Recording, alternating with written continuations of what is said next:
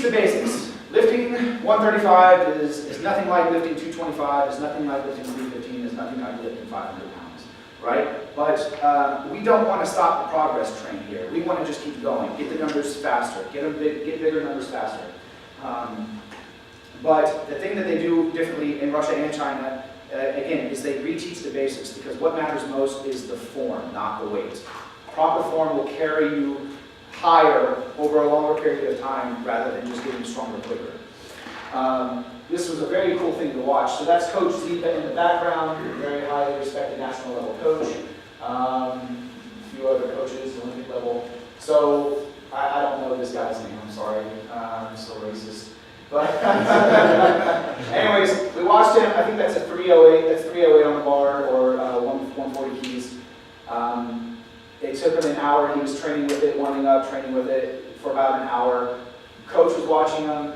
Didn't like what he was doing. I believe he was setting up with his butt too high up. So you got to think now. Your athlete has been training for over an hour, getting up to this weight. He thinks he's done with his working sets and can move on to accessory exercises. Coach said, strip the bar down, start all over again, with this technique change in mind. So when this happened, I posted this, and I said, how many athletes here in America do you know would not just flip you off and walk out the door after you said that, right? Because we don't demand that perfection here. That's not the norm here, right? I don't like one thing about your lift, let's do it all over again. I don't know, that's just not going to fly here, right? So this is the video at the end of his second hour of training. Again, doing nothing but snatches, worked all the way back up to 308, and had him set up with his butt a little bit lower. That's the only difference. I think he's only like 17. So yeah, it's a heavyweight. It was great technique and everything like that. But the cool thing about the video is the context, right? That's at the end of his second hour of doing nothing but snatches. Coach made him work all the way back up to 308 because he didn't like one thing about it. So again, that's something you can take away, apply to your gym room, demand perfection, set your athletes up for long-term success, teach, right? And over time, your top students are going to teach the next students that come in, and you're going to cultivate this unique experience in the gym where it just keeps getting better and better and better.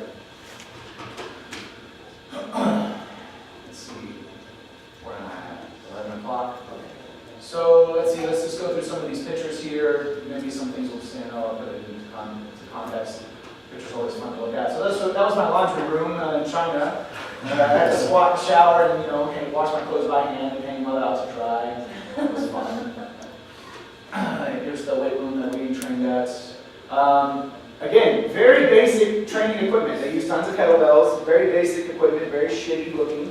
But again, it's not about the shiny equipment, it's not about the cool machines or accessory exercises, it's about perfection and technique. What are the quality of their bars? Shitty, absolutely shitty.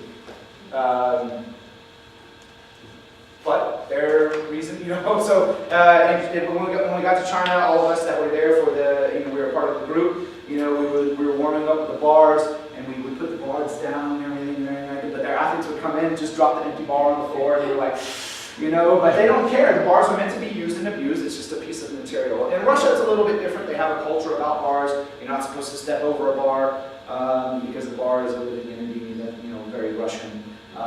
So they have weird rules in Russia about their bars, but the quality of the bars here in training were very shitty. Here's some videos of some accessory exercises. So I know I've been saying this whole time the secret's not in their accessory work, and it's not. But I did record some of the unique stuff that I saw over there. So they do. Oh no, that's not one of the unique ones. So she's doing static holds on very common boards, GHD. So she's holding isometrically. What we would normally do on a reverse high burst, she's just holding herself on the bench. Held there for about a minute. Now here's that unique exercise. Behind the neck. So something I don't Steel down over here at lunch. She's the gold medalist winner of the national games at that time for her weight class. Yeah, so they don't have dumbbells, right? They make do with what they have. Play overhead tricep extensions. Oh yeah, this was cool. Let me talk a little bit about the recovery techniques, because that is a little bit different. So in China, after every weight session, they all go over to these mats and they take turns walking on each other. So like, you know, what we have over here now is body tempering, Donnie Thompson's body tempering. You lay a big old steel rod on your back. Well, they walk on each other. So that big girl is walking on that other girl's arms, actually. So, but they do that after every session. They're religious about it. Quads, hamstrings, glutes, low back, arms, shoulders. So of course, I got the cultural experience. And me being like this meathead American, I'm sure they just did this to fuck with me.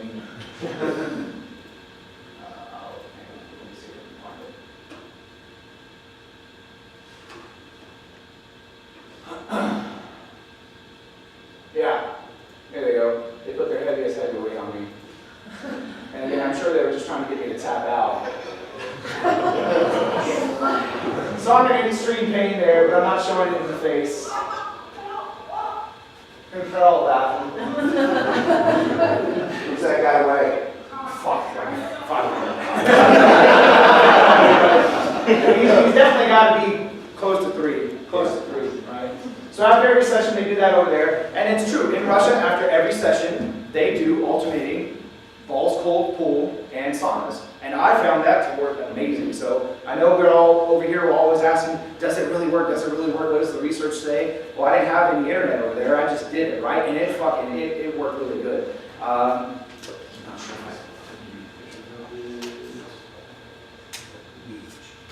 yeah, so that pool was like 20 degrees. It was cold. And right next, or behind the pillars, the doors to the sauna. So, you know, I was in, after every session I'd go, and, you know, Klokov would be in there as well. 5 minutes in the sauna, 5 minutes in the pool, 3 times back and forth. And I was, you know, we trained twice a day for 3 hours apiece for like 13 days in a row. Able to keep up with it, felt pretty decent. Some of the other secret massage techniques, again, I'm sure the guy was just fucking with me, trying to get me to tap out. Here it is, looking like he's gonna, you know, choke me out or whatnot, but it felt really good. Their massage was a little bit different, a lot more, you know, intense. Here we are. Another one of the massage techniques. Let's see. It was a weightlifting room, again, very basic. That's Russia. Yeah, their fancy weightlifting belt in China.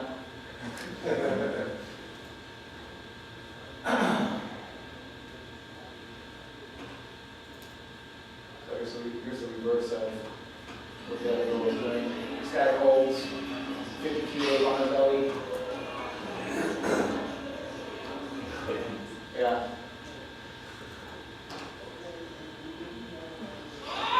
These are just some incredible lifts by just some very small people. 95 kilos. I think the girl weighs like 90 pounds or 100 pounds or something. That's the gold medalist. She was like kind of like the alpha male. All the other females. The other cool thing, something else you can take away from from this in reply to your gym room, and I know Joe does an excellent job. He's probably the best example I've ever been around. But the energy is so high because when an athlete sets up to do a lift in China, at the very least, you know, they let out a scream and yell, and everybody yells back. So it's always this give and take of energy. And this girl right here was like the fiercest of them all. I just thought, you know, like every time she set up to do a lift and she let out her scream, like my balls kind of shriveled up. It was very powerful. But you hear everybody give it back too, all the time, the entire training session.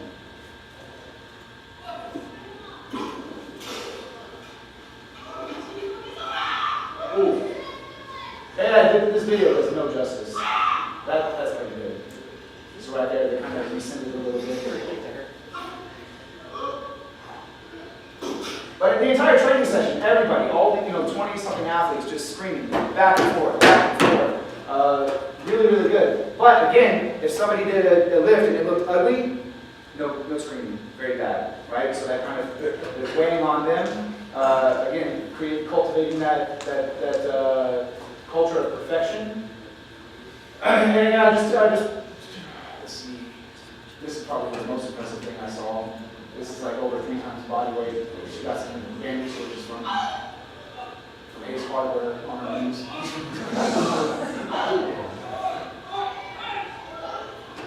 Just incredible stuff. That girl was 16, over 3 times body weight. Yeah, amazing. Short people.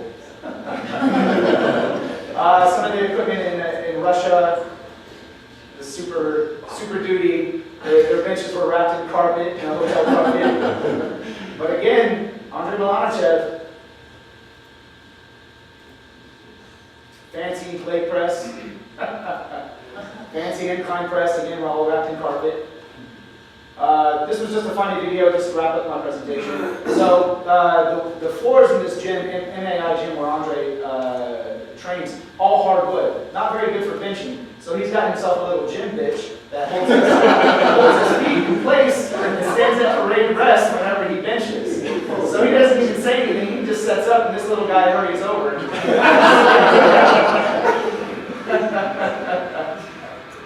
Which was just amazing.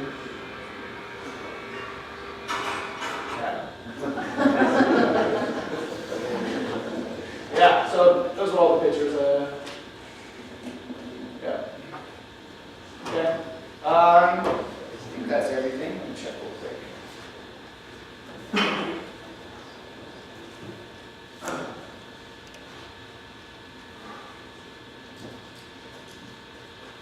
Yeah, that's everything. Again,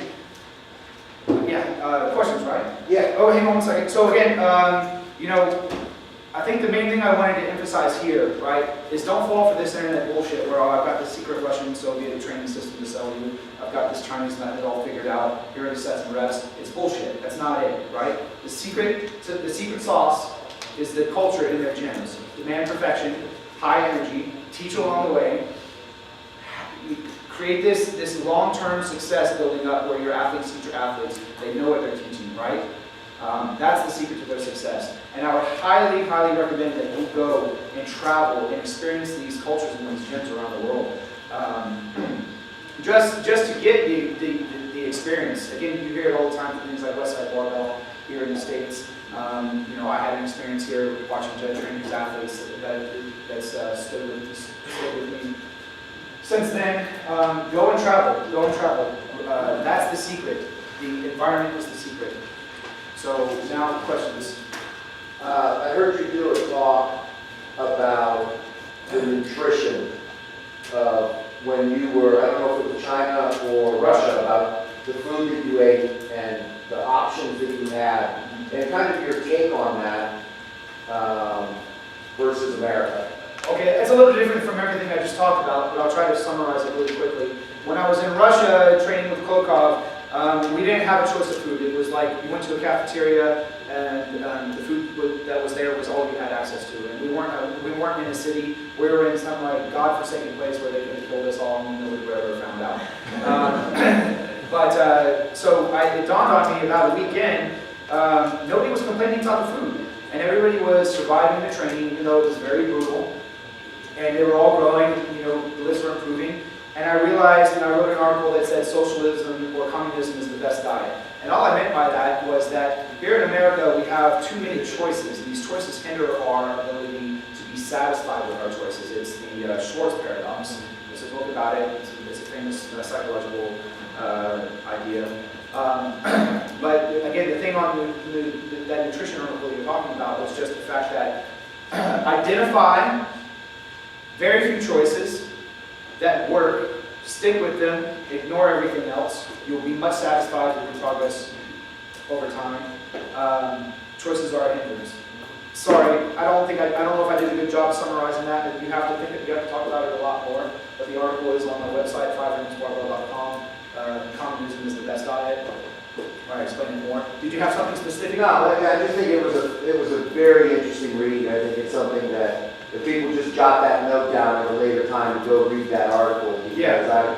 I just felt like that whole Schwartz paradox is true. It is. Nobody was complaining about the choices of food because everybody was there to lift and learn about lifting. That was the priority. The priority was being met, so everything else was secondary and not worth complaining about. But over here, again, too many choices. We have a choice. The choice weighs on us, and you can only make one choice. You think about all the choices you didn't make, and you're more unhappy, you're less satisfied with the choice that you did make. That applies to food. Yes. Could you speak a little bit about the frequency of training over there? Yeah, sure. I actually didn't Also talk. your gym, like, and how you translated. Yeah, I meant to talk about that, so good, thank you for bringing that up. So people want to figure out what are the differences in the frequencies, intensities, and things like that versus the systems, versus China, Bulgaria, and the Soviet system, which those are the three main systems. So I took what has been written in the literature. I get a lot of my information about the Soviet system from Dr. Alfredo Herrera, who worked hand in hand with Medvedev and all those other top Russian sports guys. That's where I get my information from in the literature, and then I took it with that in mind to over there. So in the literature, China has the highest frequency of training at 90% and above. Okay, and if you only look at the books, you might think to yourself, they purposefully programmed that. In my experience of watching them lift, it's because they view, in China at the very least, they view weightlifting as a technique, not an exercise.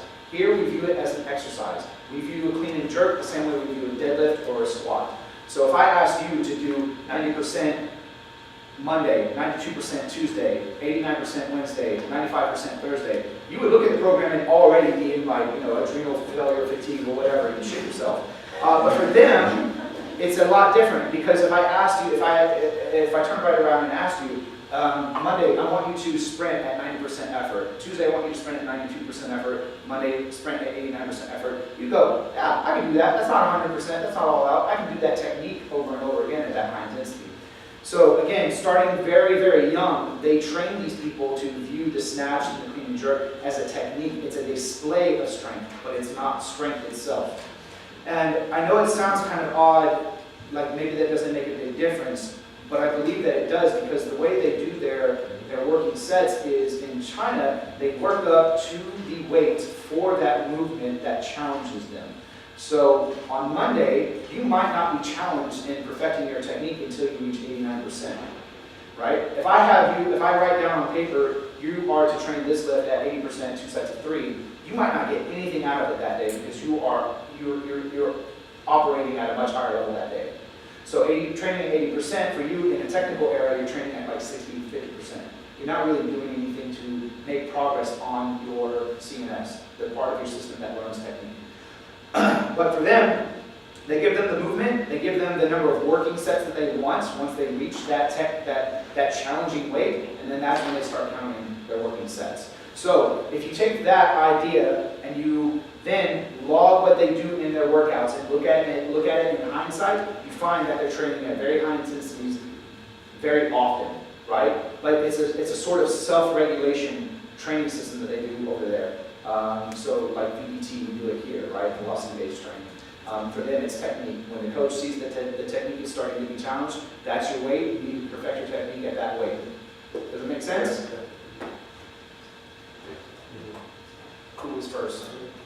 What's up, Brian? You talked a little bit about the difference between technical cues, because like here in the US, we cue a certain way. So like you visit Westside Barbell and you can hear Louis back, squats. Yeah. Like, they cue it with an external focus, an internal focus. Like what are some of the cues that you so different? I think you're setting it up. I talked a little bit about this at Swiss. And it's a huge thing. It's another big thing I took away from all my travels is outside of the U.S., or at least where I've been, they seem to coach internally, from the inside out. Over here, we seem to coach more outside in. We take somebody, we put their elbow here, their hand here, their knees here. We try to make them look a certain way because we were taught that you're supposed to look this way when you do this exercise. But an athlete has no idea what they look like when they're lifting. They only know what they feel like.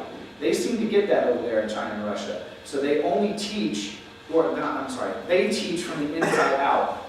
One that I don't have a picture of him, but the coach that I became the best friends with in China didn't speak hardly any English, right? But all he would do is with a stick, he would have me pause at certain points in movements and exercises, and he would poke at muscles. And through that, he's trying to teach me that I was not using like my glutes, like in the clean and jerk when I do here. He would poke my ass, and it's like bouncing all over the place. I'm like, holy fuck, why is that like not locked in when I'm doing the clean and jerk? We don't do that over here. We would just say, you know, put your foot back a little bit more or something like that. Like, okay, what am I supposed to do that with that when I'm actually lifting? So that was a huge, huge takeaway for me. And I've been coaching all my clients and athletes like that from now on, from then on. And I see really quick understanding and retention, right? Because now when my clients are lifting, they're not doing this number right here. They're not like, where is it? Oh yeah, that's 2 inches over there. No, they lock in, they lock the glute in, and they find the position that works for them, right? So coaching internally versus externally was, you know, the biggest thing, the biggest takeaway, and I think that that's something that we really need to shift. We need to see a shift more over here, because you're right, you know, especially in powerlifting, it's more about, you know, your elbows need to be 45 degrees, you know, your legs need to look like this, you need to look like this when you squat. Nobody's teaching like you should feel this, right? Or I don't want to say nobody, I don't follow what everybody, so maybe it's just being taught. Yes? Can you speak about some of the commonalities between Louis' system, Boris' system, and some carryover between the two? Yeah, is this being recorded? Yeah. As long as we have enough memory. We can look at it. I'll just turn it off. Yeah, we turn it off too. Oh, yeah, closed door discussion.